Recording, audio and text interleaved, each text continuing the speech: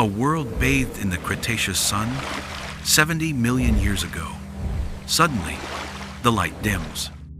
A shadow, immense and sharp, sweeps across the land, engulfing a herd of grazing dinosaurs. This is no passing cloud.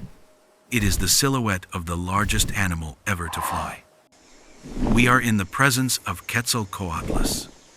With a wingspan rivaling a small airplane and standing as tall as a giraffe, this was not a dinosaur, but the tyrant king of the flying reptiles known as pterosaurs.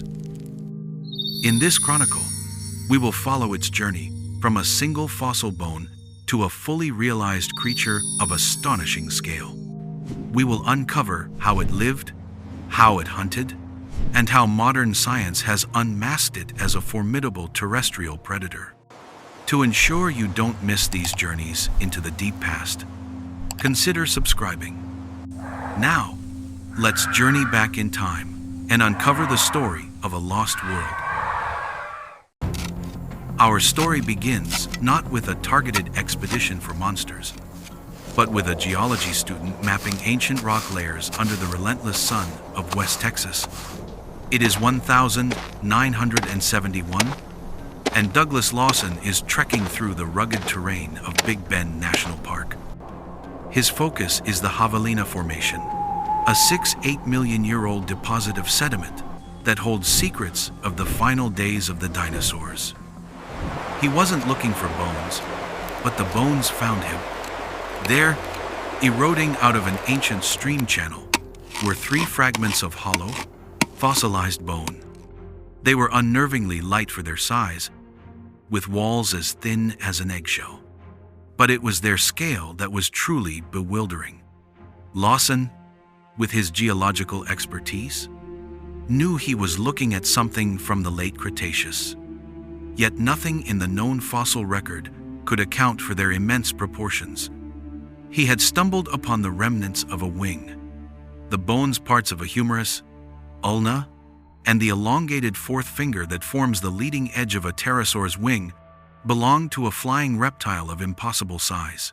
Oh my God. When these fossils were brought back for analysis, they sent shockwaves through the paleontological community. Magnificent. Pterosaurs were known, of course, but the largest among them, like Pteranodon, had wingspans of around 6 to 7 meters. Lawson's discovery pointed to an animal with a wingspan of at least 10 meters, perhaps even 11, the size of a small airplane. It seemed to defy the very principles of biomechanics.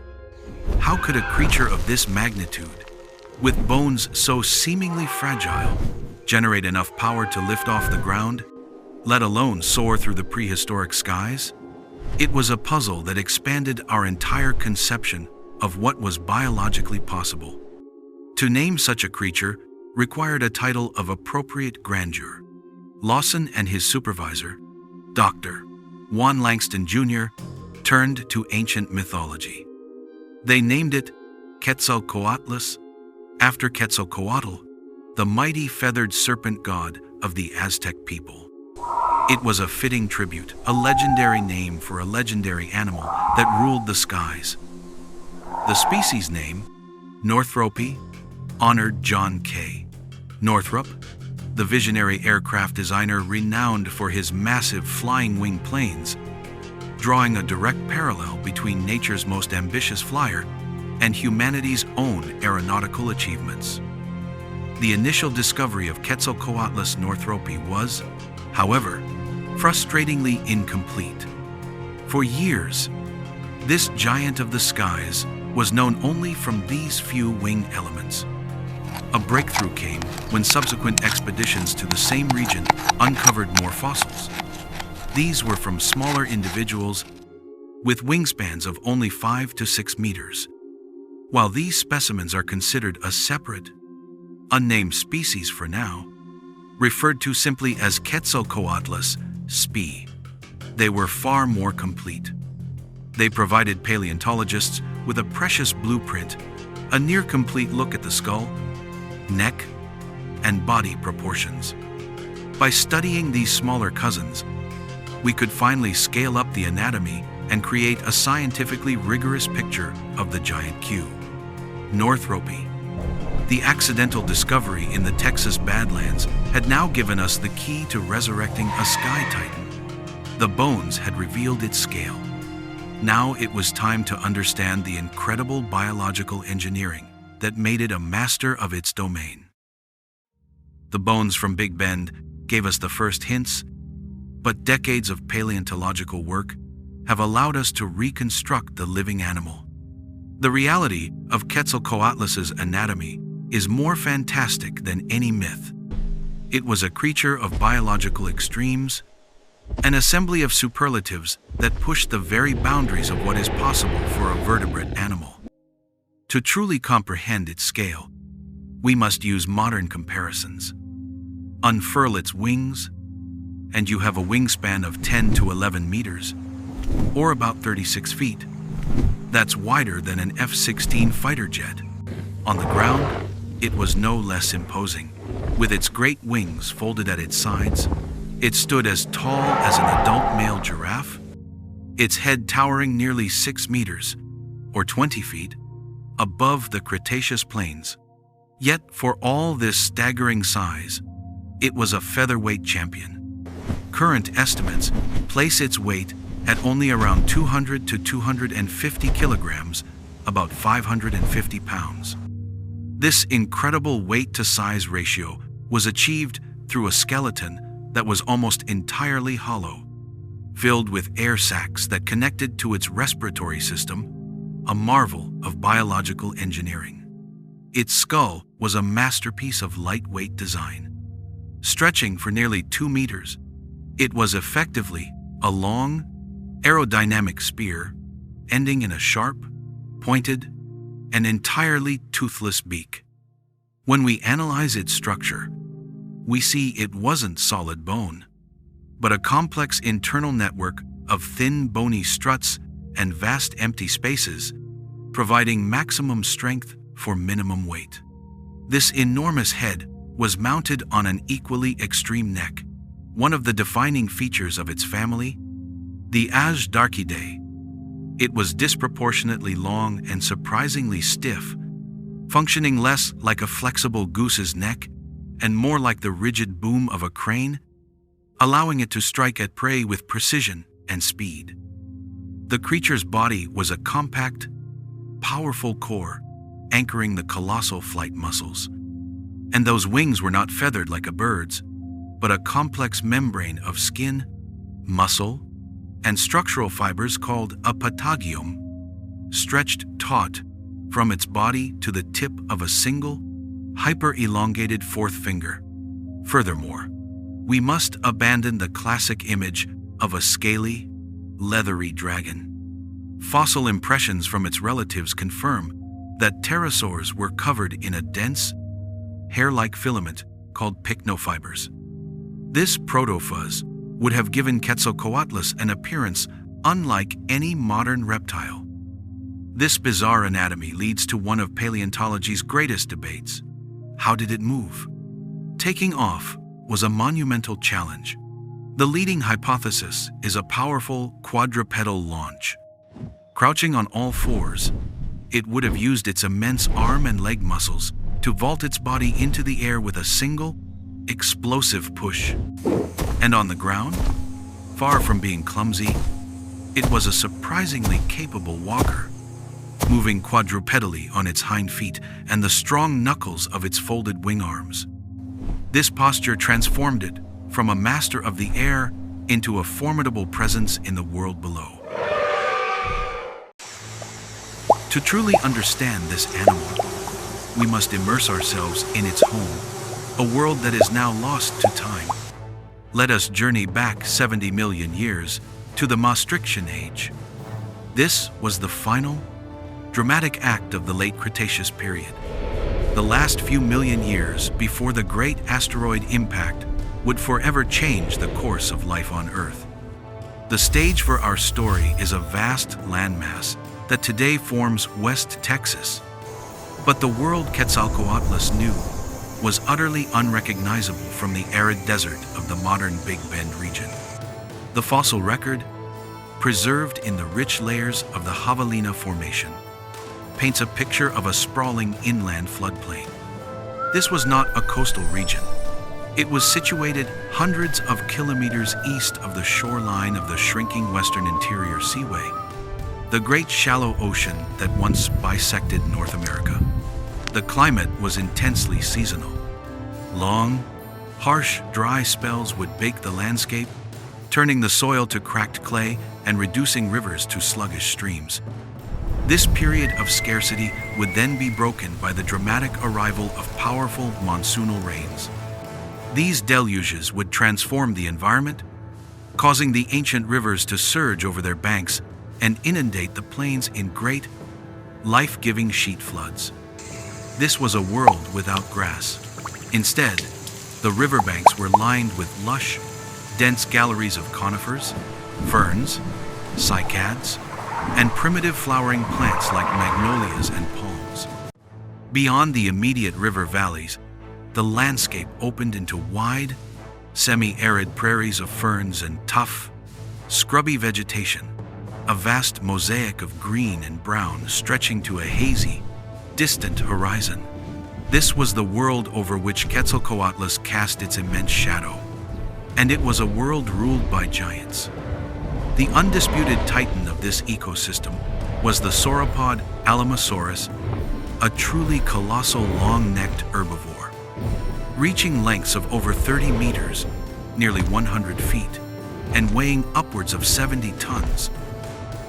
These behemoths were walking mountains, their heads swaying stories above the ground. Their immense herds would have shaped the very landscape, clearing paths through the forests and consuming vast quantities of vegetation. Living in their colossal shadows were other large herbivores, such as the formidable horned dinosaur Bravoceratops, a relative of Triceratops, and great, noisy herds of duck-billed hadrosaurs, whose complex calls would have echoed for miles. These herds formed the backbone of the ecosystem, a constant source of food for the predators that stalked this dynamic world. This abundance of life supported an array of formidable carnivores. The apex predator on the ground was a giant Tyrannosaur, while the famous T. rex dominated further north. This southern domain was stalked by its own monster, a close and equally terrifying relative that hunted through stealth and bone-crushing power. In the rivers, swamps, and seasonal lakes lurked another monster, the alligatoroid Deinosuchus, reaching over 10 meters in length. This was an ambush predator of terrifying proportions, capable of exploding from the murky water to drag down dinosaurs that strayed too close to the edge. Amidst this cast of titans, smaller dinosaurs, lizards, turtles, and shrew-like mammals scurried through the undergrowth, each playing their part in the complex and dangerous food web. And soaring above it all, or striding purposefully across the fern prairies, was Quetzalcoatlus. Its fossil placement, so deep inland, was the critical clue that forced us to completely reevaluate its lifestyle. This was not a creature of the seacoast like Pteranodon. It was a denizen of this dynamic, terrestrial world. In an ecosystem dominated by such powerful dinosaurs on the ground, what then was the role of a giraffe-sized flying reptile? The answer would redefine it not as a passive glider, but as one of the era's most surprising and specialized predators. For decades after its discovery, the popular image of Quetzalcoatlus was shaped by what we knew of other large pterosaurs. It was often depicted as a majestic glider, soaring over oceans, or, more specifically, as a giant skim feeder, dragging its beak through the water to snatch up fish. But as our scientific understanding grew, this picture began to crumble. Biomechanical studies revealed that skim feeding at that size and speed would have created catastrophic drag, an impact force that would have likely shattered its delicate jaw and neck. Furthermore, we must remember where its fossils were found. far inland, in a seasonal floodplain, not a coastal marine environment. The evidence simply didn't fit. Quetzalcoatlus was not a giant seabird. It was something far more formidable. The modern scientific consensus paints a revolutionary and frankly terrifying portrait. Quetzalcoatlus was a terrestrial predator. When it landed, its hunt began. On the ground, it adopted its stable, four-limbed stance and transformed into a super stork, arguably the most dominant predator of medium-sized animals in its entire ecosystem. Imagine the scene. A Quetzalcoatlus strides across the fern-covered plains, its head held high like a mobile watchtower, its keen eyes scanning the landscape from a giraffe's eye view. Its prey is not the colossal, multi-ton Alamosaurus, but the smaller, more numerous inhabitants of the Cretaceous world.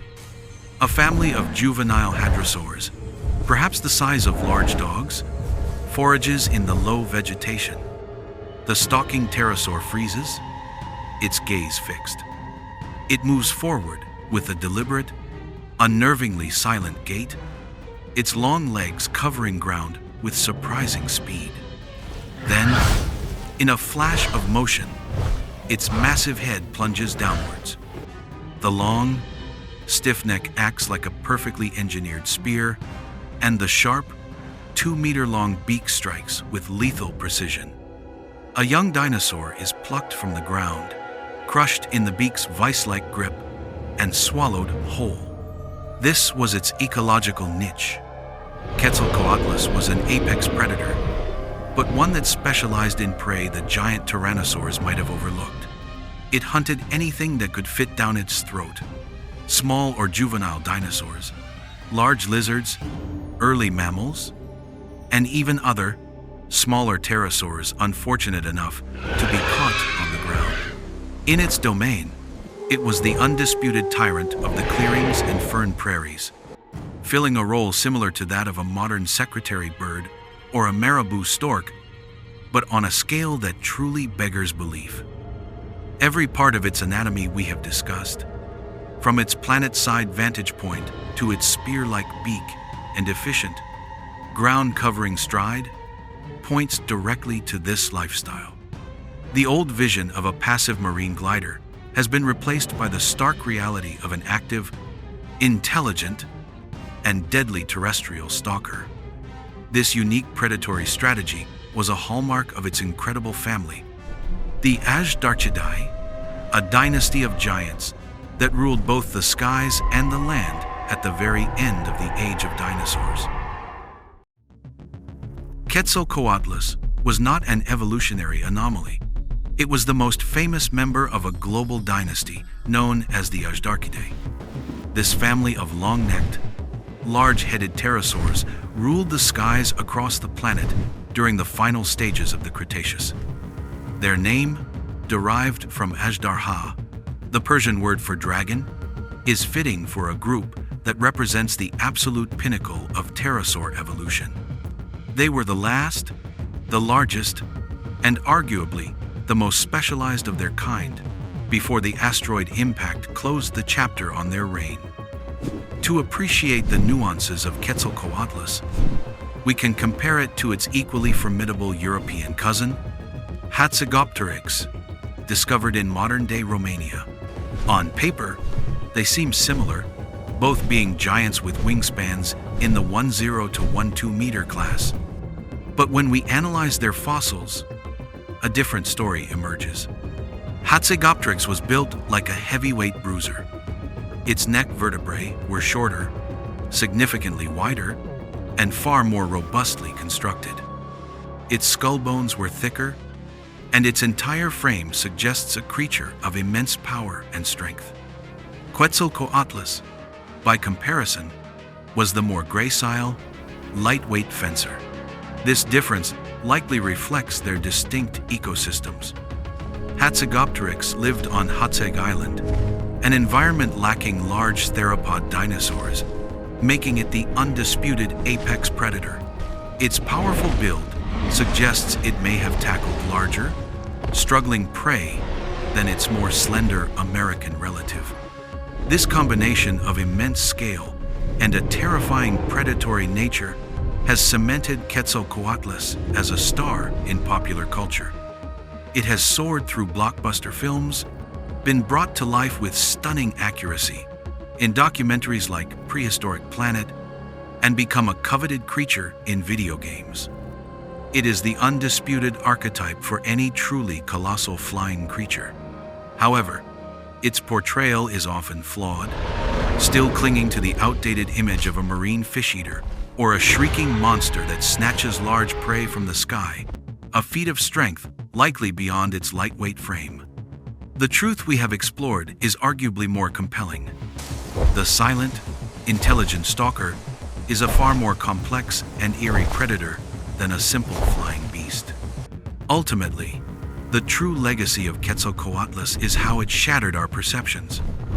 It forced us to completely rethink the upper size limits of animal flight and to solve incredible biomechanical puzzles, such as how such a creature could even leave the ground. Its inland fossil locality and unique anatomy fundamentally transformed our view of the entire Azhdarchid family, rewriting them from passive marine gliders into a group of sophisticated and dominant terrestrial predators. This journey of discovery, from a few enigmatic bones in the Texas desert to a fully realized prehistoric icon, perfectly encapsulates the ever-evolving, detective-like nature of paleontological science. We began our journey with a shadow passing over a lost world, and we end it here with a far clearer picture of the incredible creature that cast it. From a few hollow bones unearthed in the Texas desert, Quetzalcoatlus has emerged from the depths of time.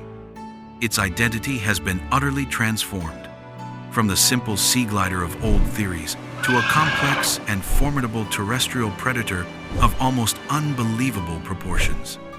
Its story is a powerful testament to the scientific process itself, reminding us that our understanding of the ancient past is always evolving. The existence of an animal that stood as tall as a giraffe, flew with the wingspan of a jet, and hunted on foot like a colossal stork is a profound reminder of life's boundless and often bizarre imagination. It is a powerful echo from a time when titans truly commanded the earth and its skies. Of all the debates about Quetzalcoatlus, which theory do you find most interesting? Was it how it took off, or its life as a terrestrial stalker? Let us know in the comments. To ensure you don't miss any chronicles of these ancient rulers, make sure you've subscribed and turned on the notification bell.